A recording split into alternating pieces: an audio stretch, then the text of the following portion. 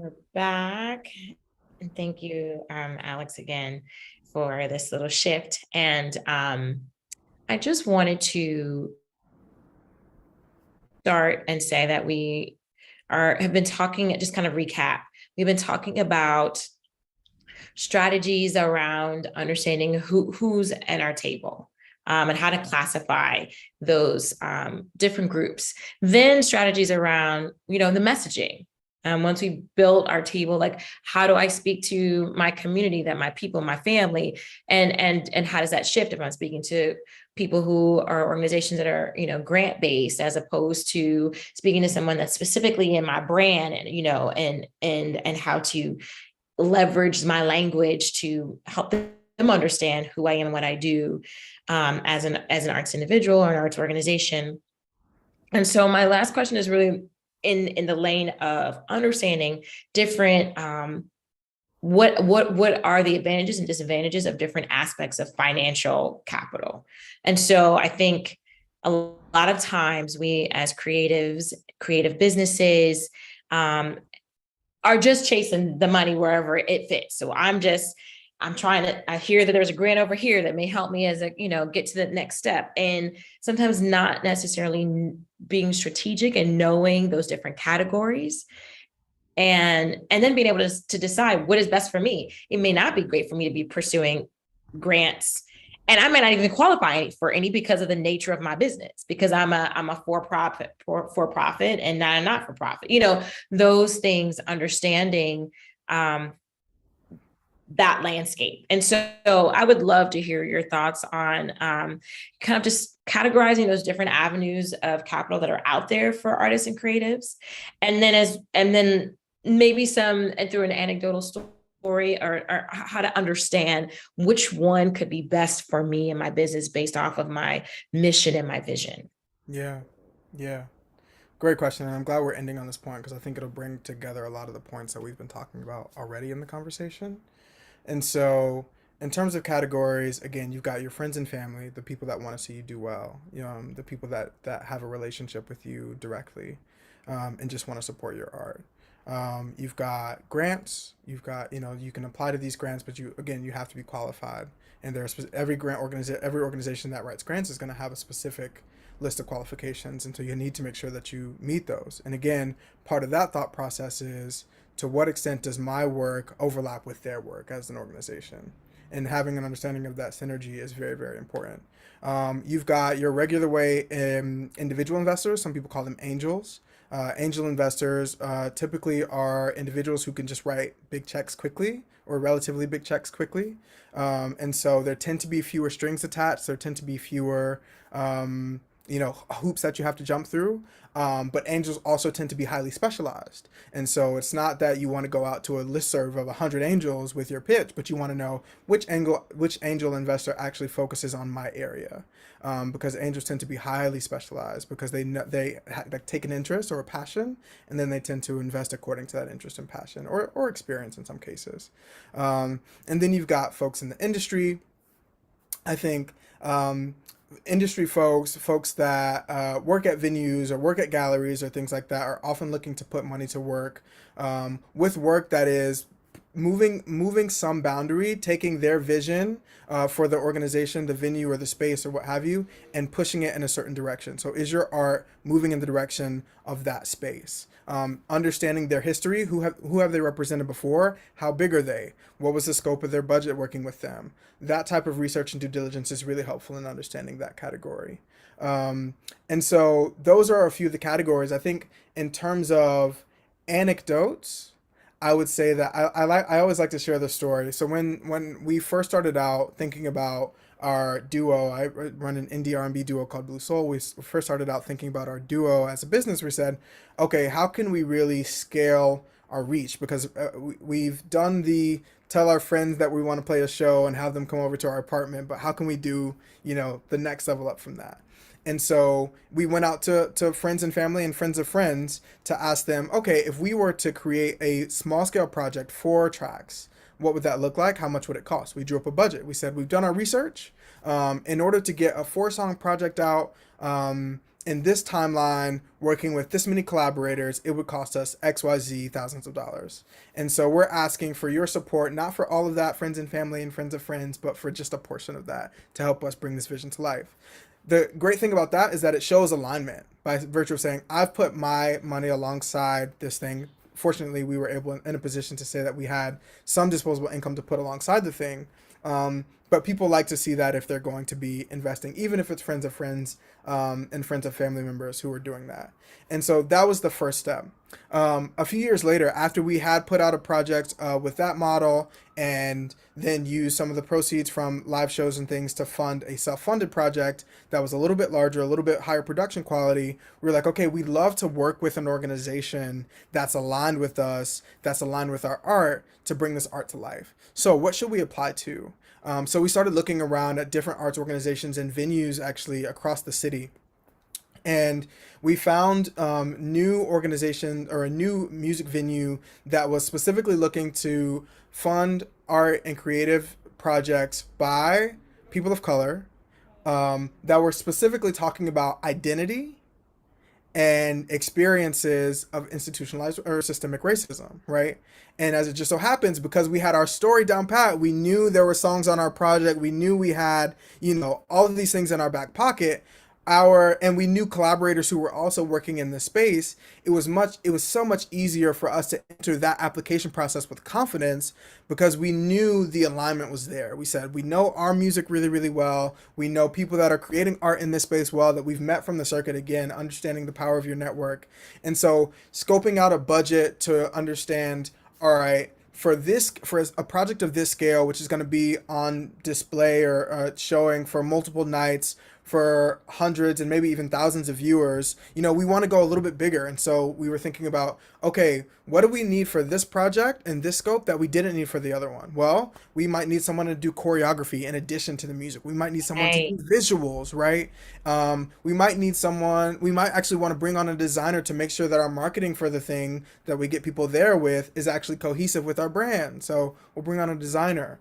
And so we slowly started to build out this budget. So the organization, the venue could say, wow, they know their art. They're not creating it in a vacuum, but they know who they can work with to get the larger vision done.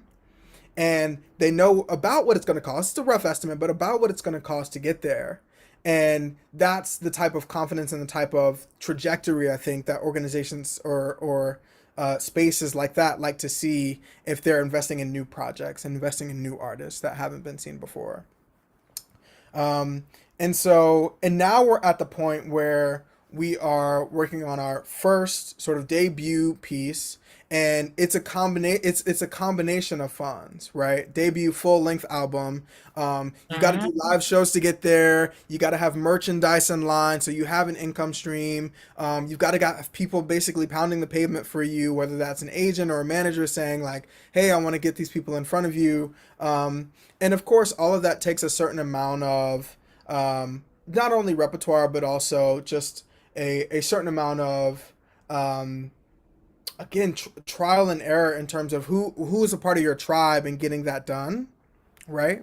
Right. Um, and then our manager is able to go out there and have conversations with investors that are looking to invest in projects, and then they can talk about distribution. They can talk about, okay, who's coming to see these live shows? Are we putting together an East Coast tour versus a Southeast tour? Where do they already have relationships? Which venue types are going to be most naturally resonant with their draw and with their sound and Mhm. all those sorts of questions. So it quickly becomes less about just your vision and what you're able to do, and more about who's the team that's going to help you get it done, and then can you think about foresee as many unforeseeables as possible to understand like, okay, this is where if it's an unknown, I know it's an unknown and I should definitely have reserves of capital or resources allocated to that unknown. Mhm. um, and I think that there's been a natural progression over time of like the scope of things we're trying to pull off,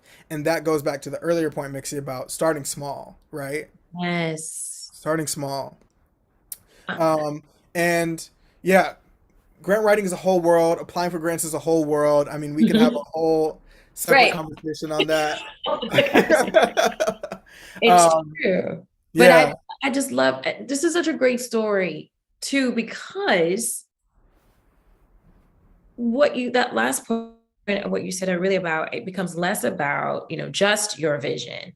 It is about who is the team in place. How do you what are the have you thought about this and these for unforeseeables, and what is your plan for that? And I think that a lot of times, we have short-term vision. It doesn't mean that we don't have small goals and plans, right? Starting small, but that we don't move from there. And so I think sometimes because of for different reasons, especially creatives of color and that are working either as a small business or as an individual, trying to ideate, even we get halted by the barriers because it's hard to see past. And I think that something that Pamela said last week was having community, and you've just reiterated that is so important. And then really having that community that's not just people there who support you, right? But there are people who can help you ask these questions or think about these things. And I cannot reiterate enough that if you don't have those resources ready, or if you're maybe you've lost some team members, or that you're in transition in whatever way, shape, or form, this is a perfect reason to access help desk and someone like Alex, who has all of this knowledge and has Yeah, not just from a business standpoint, but you live it as an artist. And I can't stress how valuable that is, that you are living the consultation advice that you give. And so you have that like trial by fire. 100%, 100%. Trial Right. by fire, battle wounds, however you want to call it. Been there in the trenches doing the work. Right. Absolutely, All of absolutely. that. And I think that Yeah, that makes just the advice you give and the guidance you give even more credible. And again, if you are looking for that extra support, please sign up for a one-on-one with Brunson. I know for me, it has been so valuable to be able to sit at, you know, the table with someone and say, this is where I'm at. This is all the things that and I sometimes I think this and I think that, and to kind of have someone who can help you back away from the stress of being a person of color in this industry. It is stressful yeah, and draining. And I think that all of that, taken into consideration, there's still ways to move through it. exactly. And I think that the biggest thing is really thinking about the people, like you said, who am I, how am I going to get to these sponsors? Who are my mentors? Who are Yeah, my, who are the people that are my advisors? And then what are those small projects that I can learn from, get some turnaround? Maybe I need to scale back. Maybe I bit up too much more than I can chew. hmm, And how do I scale back? How do I access capital in an intentional way and understand what those avenues are asking me, exactly. um, is all a part of the thought process of getting consulting and what we're about at Help Desk. Yeah. And then, you just brought up another great point, Mixie, which is that um, it always is always helpful to have, your peers, people around you doing the craft, that have gone down the road before you. Just to say, hey, I'm thinking about doing a show at this gallery. Like, I know you did a show there. Like, I would love to, do you have a contact? What's the best way? What are they looking for? What's their vision now? I mean, we're living in a post George Floyd world. So what does that mean for what they want to do in terms of where they're putting their money, the artists that they're putting in front of their community? That is one piece that's been absolutely invaluable to me and a number of other creatives that I know of. It's you go out to a jam session, you meet someone, you follow up, you say, hey, like, would love to grab coffee, pick your brain on the design of your merchandise. Actually, it's like really compelling, and I've seen it on Instagram before. How did you get that to happen? And all of those sorts of conversations, they seem like small decisions to be like, okay, I guess I'll reach out to this person, or I guess I'll text them, or what have you.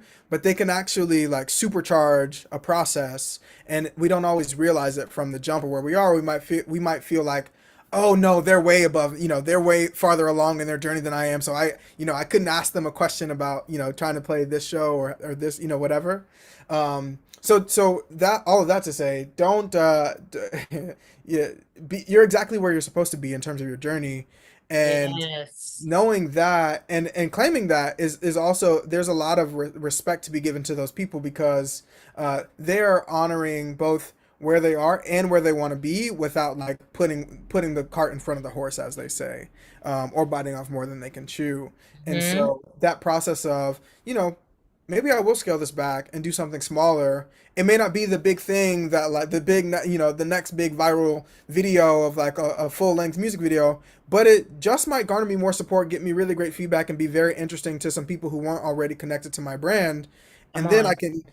I can do five of those as opposed to just one, and look how much further I'll be along in the next 6 months, as opposed to spending a year working on something and the return is like, who knows, right? So anyway, you brought up a lot of great points there, Mixie, and so I just wanted to reiterate some of those, Yeah, to close us out. please. Yeah. I thank you. I thank you for putting that all into perspective again. And I cannot say enough how amazing it is that we have you. And if you have not gone to the website, I'm going to share my screen again to close us out. That you can learn more about Help Desk on the website at www.artsbusinesscollaborative.org/programs/help desk. And here, I'm just posting it up now. If you're looking at your screen, you're like, I really didn't remember all the things you just said, you can scan this QR code. It'll take you right to the registration form that describes more about Help Desk. And then you can quickly start accessing free resources. We are partnering with an organization called Creative Study that offers short, digestible videos about some of the things that Brunson was talking about, having a money mindset for your business, for yourself as a creative in your business, or thinking about understanding the different business or categories and which one maybe you fall into or where you want to be. There's all of that and more, with tools to help you put into practice the 30-minute learnings that you've done. And these are, again, amazing consultants who are also creatives, who some teach at NYU, some teach at Columbia, and much more. I thank you again for your time. I'm going to stop sharing my screen, Alex. It's been invaluable. Mixie, thank you so much for having me. It's been so fun to have this conversation. Feel very, stimulated by the conversation too, because I'm always thinking about, how can this messaging be made the most useful, and, Yeah. how to adapt it, how to modulate it. What have I learned? What are the mistakes that I've made that I can advise people? Hey, don't, if whatever you do, Hey. don't, try X so anyway, I've appreciated it. It's been very dynamic. It's been very insightful and energizing. So I want to thank you as well. Oh, feeling is all mutual.